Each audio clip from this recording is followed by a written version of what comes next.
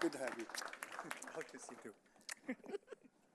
So when we started talking, Professor Agnes, it's such a pleasure to actually have a conversation with you today. When we started talking about like what is the role of technology in health, we actually went more onto the bigger picture, as in what is the role of technology to really boost social capital and economic growth.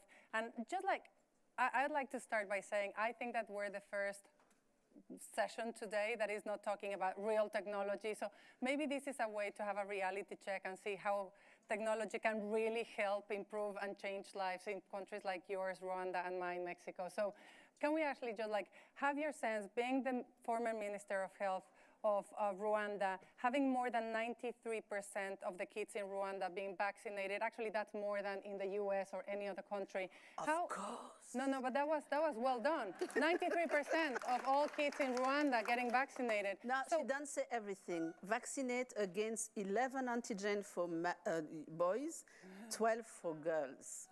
Fully.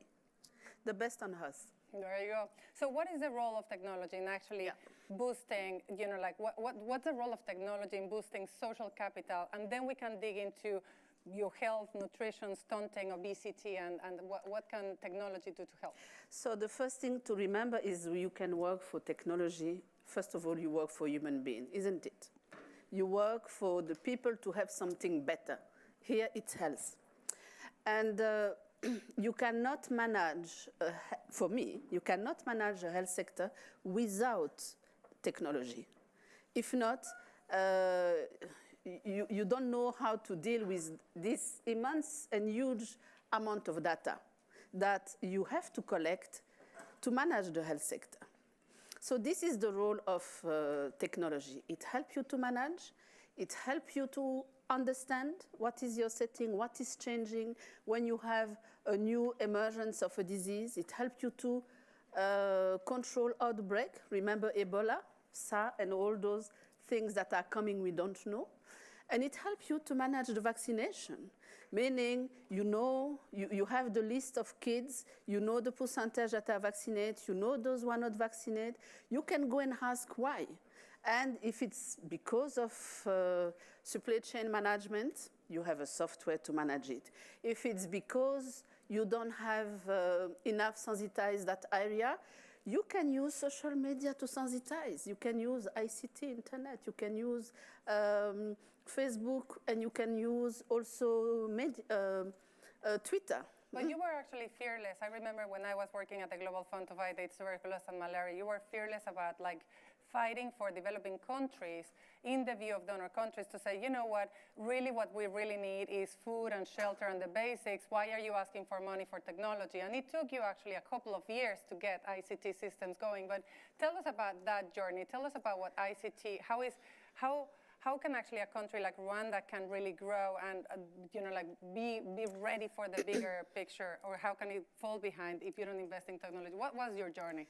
So the journey is to be opportunistic, meaning you have Global Fund, you have WHO, you have USAID, you have CDC, who want to give money for HIV because it was, okay.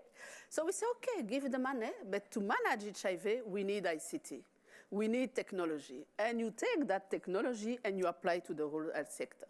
And to manage it, you create an equity platform for your country. You say that what we need is every Rwandan, whatever place he lives, to have access to IRVs. To have this access, you need to have access to testing. To have also the IRVs, the little sector where he's living needs a pharmacy that it's well, that without stock out. So for all this, you create a connectivity. You create the capacity to all and each health center to report based on ICT, so that I don't have to read all those reports. Can you imagine? We have 3 community health workers in 50,000 villages. That means 45,000 reports every month. The one who pretends reading them is a liar. However, if they report with a phone and everything go in a way I don't know because I'm a pediatrician, in a way it go to a server and I just have somebody very clever who just interrogate the server for me. Where are they vaccinated? Where there is a problem, and it allows you to reach the last miles where there is a problem and to focus to the vulnerable, not to those who have no problem. And I have to give her credit. At this time, it's impossible for all of you probably to believe here how much paper is actually, like done or it was done in countries like Rwanda or Mexico or others, because health workers go from village to village. They capture the data on paper. They go to the data.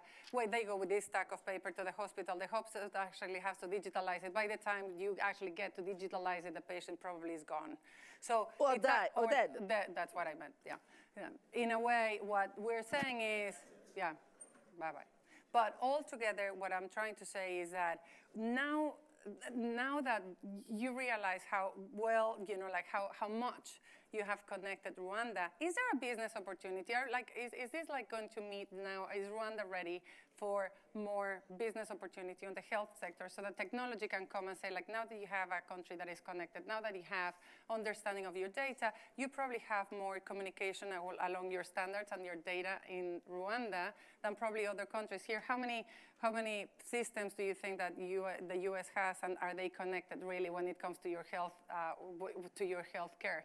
So does your insurance connect to your doctor, to connect to your dentist, and so on? Probably you don't have that, socialization that you have done in Rwanda. So what's the business opportunity now that, in health and technology in Rwanda now? So if you, of course, there is always something new that is more friendly to use and that can replace what we have. So it has to bring something to the sector. It has to bring more easy and friendly to use and time that we save. But first of all, it needs to be interoperable, what you don't have here. Here, it's chaos. I will not like to be your minister. Because, no, sincerely, because I don't know how to talk to all those software that doesn't talk to each other and that make the life of people more difficult. You are so clever, you have so much brain. Make it interoperable so that doctors can work with you easily. There is a lot of opportunities out there. And Rwanda is a model of ICT. Each corner is connected. And to tell you, there is no woman who dies around pregnancy or delivery that we don't have immediately the age, the place, the name, and the why. And to reach that level is the only way we can save every woman. And we have reached the MDG thanks to that. We have an instant notice at ministerial level for each woman who dies. And this we can have thanks to the work you do. You do an amazing work. Talk to each other. And on the talking to each other, on the systems of talking to each other, you have also on nutrition. And nutrition means stunting, or in this country, for example, obesity. 1 in every 4 American kid is either obese, or actually 1 in every 4 goes to school hungry. You have dealt with, how can technology help that problem in this country? So, if the systems are, not as coordinated as we know, and basically, but you need, first of all, to coordinate. But there is something that the world believes we do because we are poor. We are poor, that's true. We are not a rich country. But we have community health workers in each village. You have so many young people or middle-aged people that are jobless. Imagine that but it has to be an enterprise who do that. But you have community health workers in each 200 households in this country. You give them a very good tablet with all the nutrition standards. They took the measurement of all kids. They find this one is malnourished because too much, this one is malnourished because not enough. They put the data in that tablet, and the tablet gives what to say to that family. Is that artificial intelligence? That is artificial intelligence. Will never replace human intelligence. Will complement human intelligence. Meaning you need to teach the human to use that intelligence to expand their own capacity. And that's what you are doing here. But also, you and I discussed that ICT even, like artificial intelligence and technology cannot work without political will and policy. That's it. And altogether, you can have as much advancement and goodwill, and even a business opportunity in countries like yours, or in countries like this.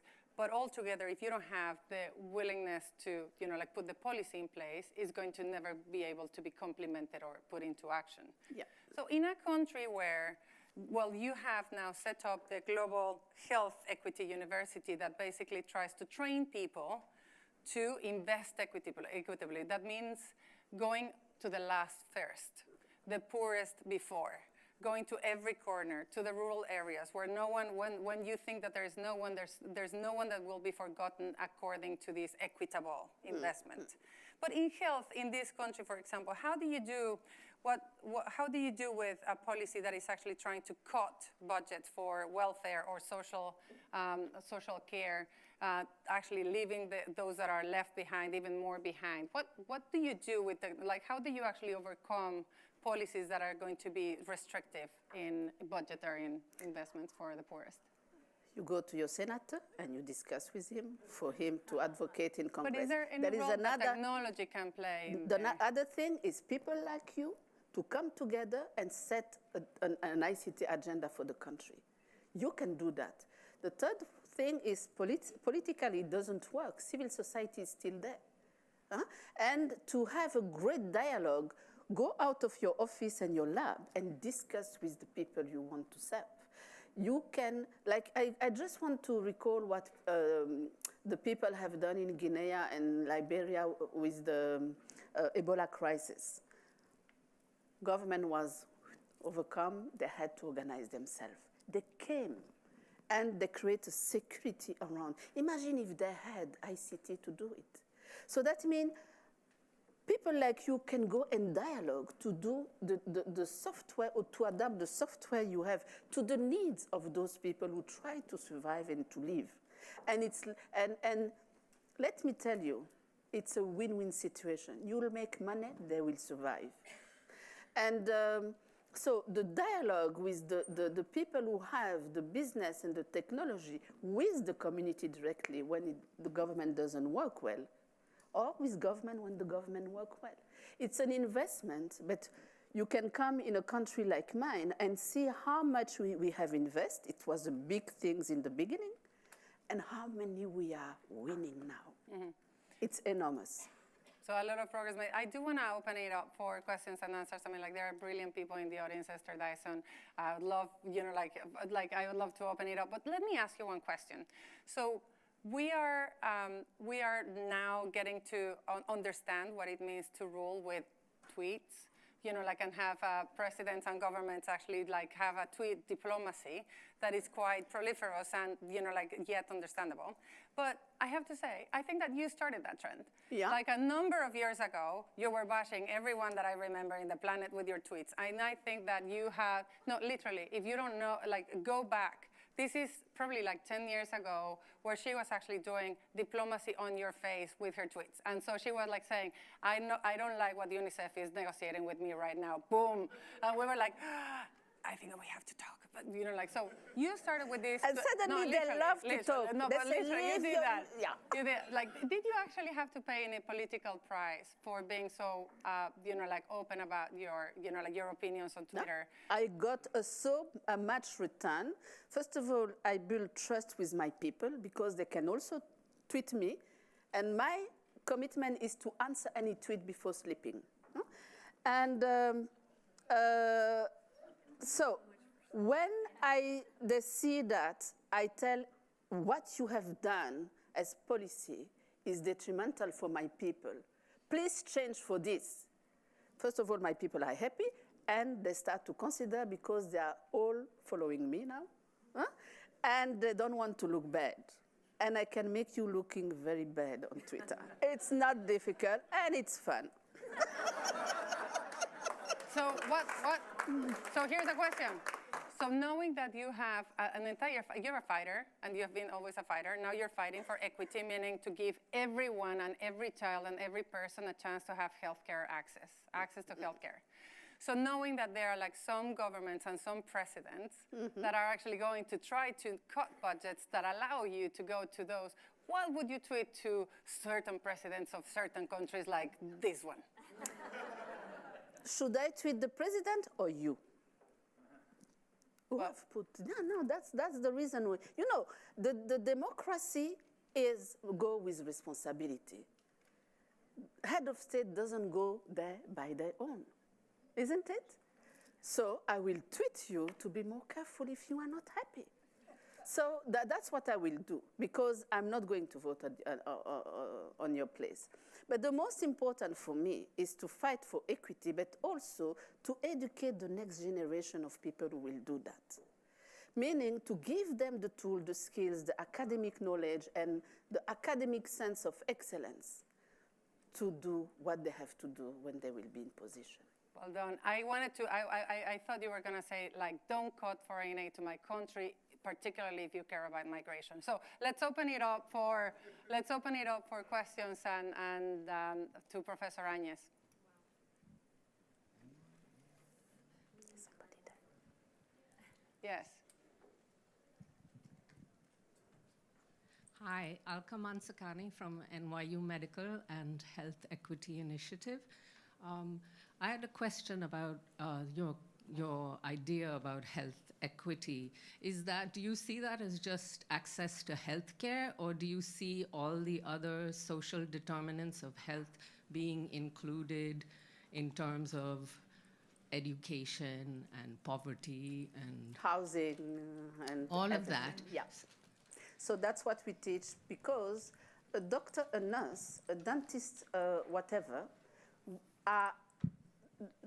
if they don't take care about the social determinant of health, they are doing nothing. They are just come, they massage you, you are better, and they send you back in your mess. And that comes actually to a higher price. Yes. Yes, please. Great discussion, and if you want to run for president, you have my vote. But a question would be, what you've had some very provocative points about our mindset and our own behaviors as citizens and as people in the healthcare system. But what have you seen as technology that has been implemented in Rwanda that you think could be re-engineered to work in a more modern healthcare system like ours, where we should be borrowing from technology that you're using there? You know, Thank you. So I'm a pediatrician, so I cannot go in the details. However, we didn't invent alone what we are using. So let's say it's a reversed innovation for you to use the technology you invent in a better way. And this is what we want to teach in our university. How can you use the tool? Because the tool is neutral. The tool is doing nothing. What is important is what you do with that tool. How can you use the tool better to better serve the people and to better serve the most vulnerable? There is something that is forgotten. It is the fact that if you invest in the most vulnerable, you left nobody out and you serve all. And the return, you get what you need. You are there, guy, to make money. Money is a good thing. We do great things with money. But you'll make more money if you invest in the vulnerable and have everybody served. So it's another way to do business with the great tool you invent. And actually it pays off. And David, if I may, I wanted to, UNICEF will have, the problem we have in investing in equity is that you don't know whether there is a return on investment and whether it pays off or it's just like going to the black hole.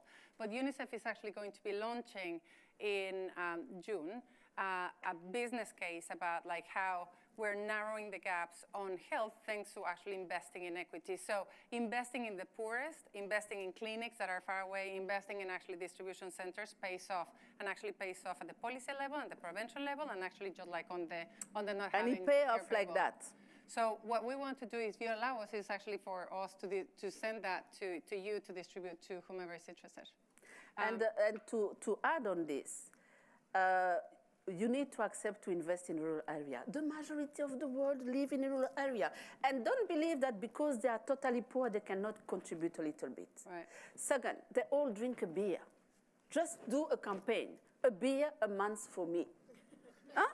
So, and they will do a traditional beer. They don't have to, but there is always something to invest with the quantity of people. The return will be far more than to serve a minority and have a country that is in bad health condition. Esther.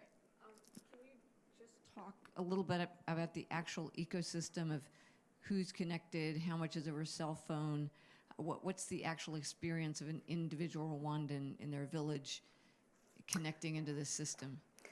Yeah, so we have the health sector managed by around 13 software. The basic one is the CISCOM, the Community Information Health System. 45,000 Rwandan in 15,000 villages, 3 community health workers, 2 women, 1 man, have a phone to alert us, outbreak, etc.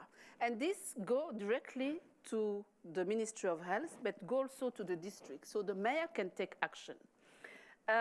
Those community health workers report to a health center. We have 500 health centers, 1 health center for 15,000 inhabitants.